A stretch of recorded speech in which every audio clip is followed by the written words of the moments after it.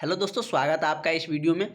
हम लोग आज हिंदी में लेटर लिखना और किसी चीज़ पे निबंध लिखने के बारे में जानेंगे।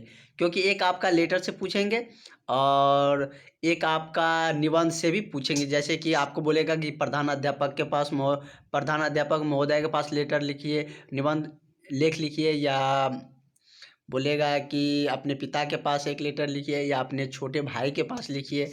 और निबंध में आपको बोलेगा कि जैसे कि पर्यावरण पर निबंध लिखिए, या छात्र पे भ्रष्टाचार, और भी बहुत सारा चीज़ हो सकता है, दहेज प्रथा हो सकता है। तो ये सारे चीज़ हम आपको बताएंगे और कौन इम्पोर्टेंट है, कौन आने के ज़्यादा चांसेस है, उसके बारे में भी हम आपको बताने वाले हैं। तो चलिए स्टार्ट करते हैं। आपका 13 मार्क फिक्स है। 8 मार्क एक से आते हैं और लेख से मतलब 8 मार्क का, और निबंध से 5 मार्क का। तो 13 मार्क आपको आएंगे और बहुत ही ईजिली आप इसको बना सकते हैं। तो चलिए हम लोग बढ़ते हैं, देखते हैं हम कैसे बनाना स्टार्ट करेंगे। तो बोल दिया जाए कि आप पिता के पास पत्र लिखिए। विषय तो कुछ भी हो सकता है। विषय आपसे ये भी हो सकता है कि आप पिता से पैसे मांगिए किताब खरीदने के लिए, आपके पास किताब खरीदने का पैसा नहीं है। या ये भी बोल सकता है कि आप कहीं घूमने गए तो उसके बारे में वर्णन करके बताइए।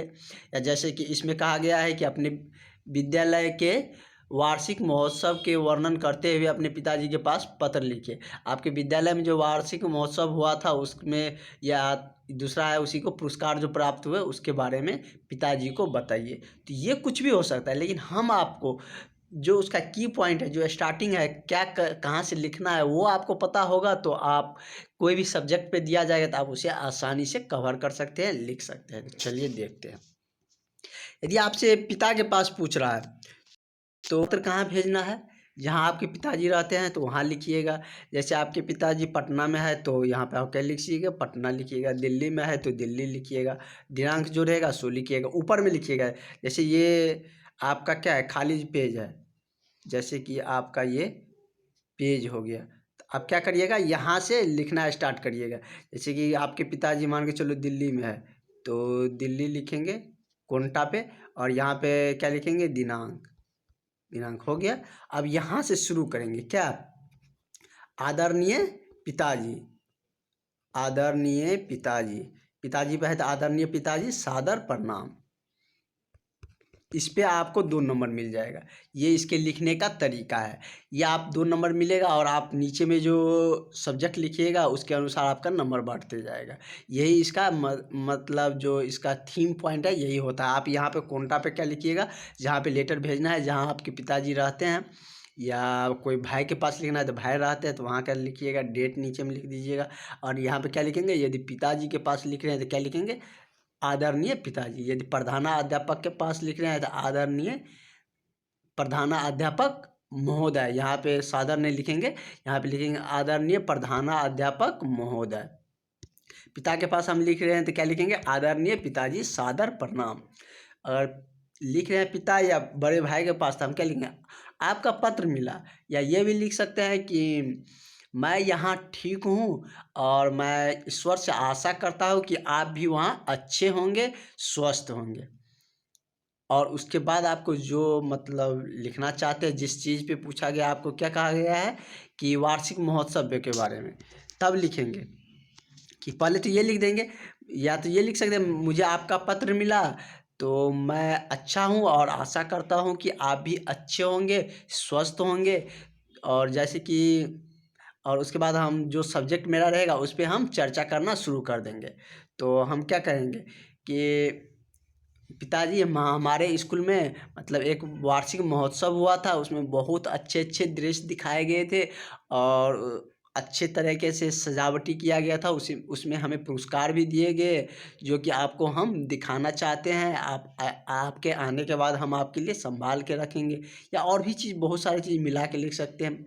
या आपको ये पूछा गया है कि आप अपने पिताजी के पास पत्र लिखिए जिसमें आप पैसे की डिमांड करिए, कि आपके पास बुक नहीं है, उसके लिए आप पैसे मांगिए। कि आपका परीक्षा नज़दीक है और आपके पास बुक नहीं है, तो हम क्या लिखेंगे, ये तो मेरा लाइन रहेगा ही, जहाँ पे है वो लिखेंगे, दिनांक लिखेंगे, आदरणीय पिताजी सादर प्रणाम। नीचे में लिखेंगे कि मैं कुशल से हूँ, मैं अच्छा हूँ और हम ईश्वर से आशा करता हूँ कि आप भी अच्छे होंगे, स्वस्थ होंगे।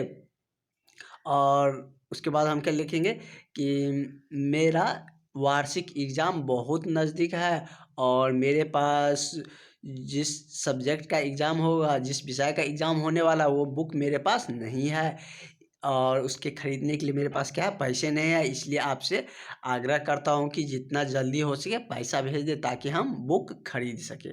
ये तो हम लिख सकते हैं, ये तो सब्जेक्ट है। सब्जेक्ट अपने मन से भी लिख सकते हैं, उसमें कोई दिक्कत नहीं है। उसके बाद हम नीचे की तरफ बढ़ेंगे और नीचे में हम क्या लिखेंगे कि जब सारा स्टेप ख़त्म हो जाएगा, जितना भी चीज़ उसमें प्रशंसा करना होगा या जो चीज़ मांगना होगा तो वो सारे हम लिख देंगे और नीचे में क्या लिखेंगे, ऐसे कर देंगे या नहीं भी देंगे तो चलेगा ऐसे करके। जैसे कि हम बॉक्स बना के दिखा देते हैं, तो ऐसे है।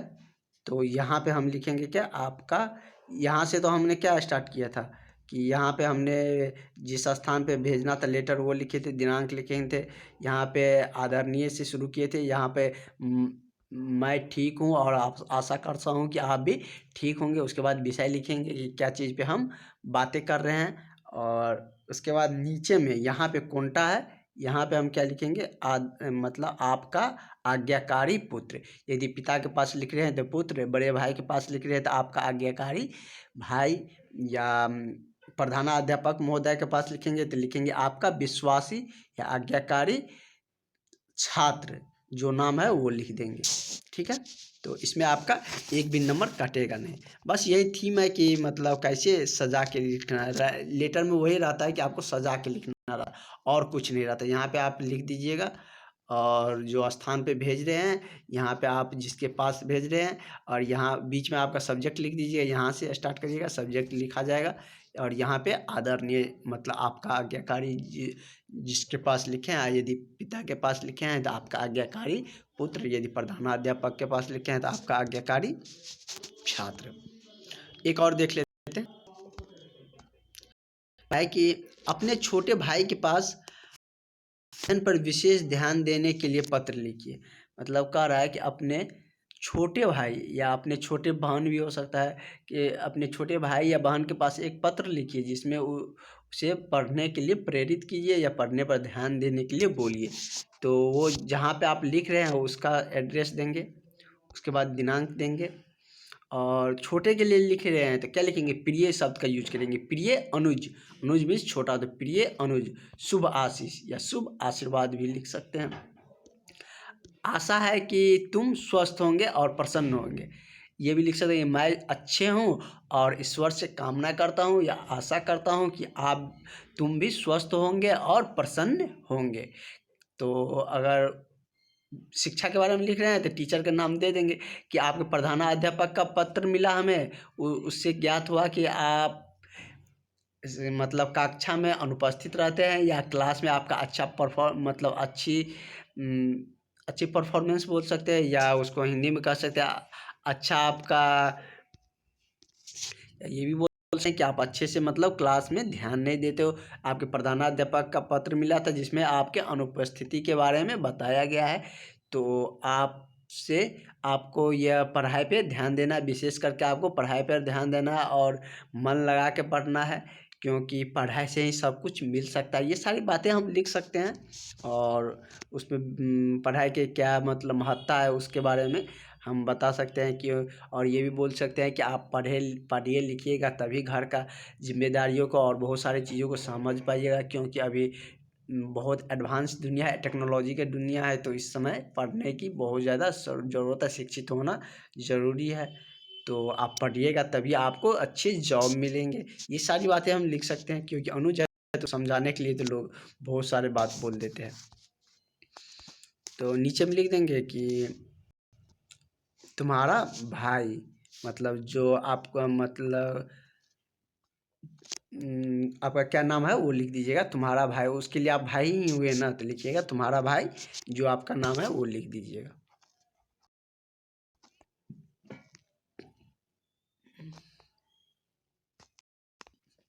मित्र के पास भी लिखना है तो वही करना है, जहाँ लिखना है वो लिखेंगे, प्रिय मित्र लिख देंगे। और मित्र के पास प्रणाम उनाम नहीं, मित्र को तो हम नमस्कार बोलते हैं तो नमस्कार बोलेंगे और बात वही है।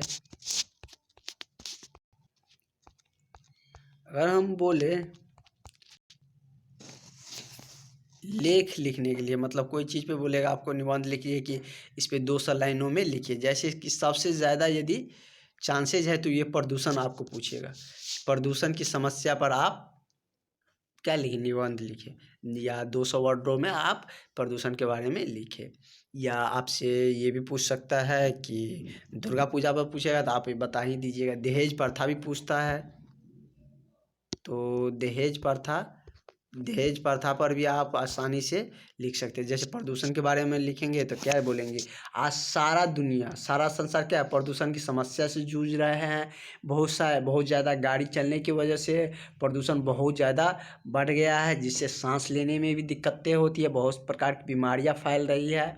और वृक्ष के धड़ाधड़ कटाई होने से प्रदूषण और भी तीव्र हो रहा है, क्योंकि वृक्ष लगाकर ही प्रदूषण का बचाव किया जा सकता है। ये सारी बातें हम लिख सकते हैं। यदि इससे एडवांटेज आप लिखना चाहते हैं, इससे अच्छे मतलब अच्छे क्वालिटी में यदि आप लिखना चाहते हैं, तो एक बार आप क्या लिखिए कि प्रदूषण के बारे में जो डिसएडवांटेज है, जो त्रुटि है, उसको लिखिए, और एक पैराग्राफ चेंज करके उसका जो एडवांटेज है उसके बारे में लिखिए। लिखेंगे कि आज प्रदूषण संसार के लिए एक बहुत बड़ी समस्या बनी हुई है।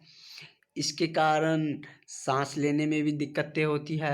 प्रदूषण फैलने का निम्नलिखित कारण हो सकता है, क्या क्या, प्लास्टिक के जहाँ तहाँ फैलाव से, वृक्ष के कटाव से प्रदूषण फैलता है, ज़्यादा व्हीकल गाड़ी चलने से प्रदूषण फैलते हैं, इलेक्ट्रिक वाहन ना आने से भी प्रदूषण का फैलाव ज़्यादा हो रहा है। उसके बाद और भी बहुत सारा बोल सकते हैं कि नाला का मतलब अच्छे से सुचारू ढंग से चलाव नहीं होने के कारण भी प्रदूषण बहुत ज़्यादा फैल रहे हैं। और उसके बचाव के हम क्या लिखेंगे कि प्रदूषण से बचाव के लिए हमें ज़्यादा से ज़्यादा वृक्ष लगाना चाहिए, प्लास्टिक का उपयोग कम करना चाहिए, और नियमित रूप से वाहन चलाना चाहिए। तो ये सारी क्या है, उसके मतलब बचाव का तरीका है। एक बार बचाव का तरीका लिख देंगे, एक बार जो उसकी खराबियाँ हैं वो लिख देंगे, तो हमको अच्छे नंबर मिलेंगे। अगर दहेज प्रथा पे आपके पूछा जाए, दहेज प्रथा पर भी आप आसानी से लिख सकते हैं कि दहेज प्रथा हमारे समाज में बहुत बड़ी कुप कुप क्या कहते हैं, कुरूप है, मतलब समाज की एक बहुत बड़ी कह सकती है कि समस्या बनी हुई है। इसके कारण बेटी के पढ़ाई के बावजूद भी दहेज देने की समस्या रहती है, और पिता अपने सारे उम्र लगा देता है बेटी के दहेज देने के लिए, और जिसके कारण बहुत लड़कियों की शादी भी रुक जाती है।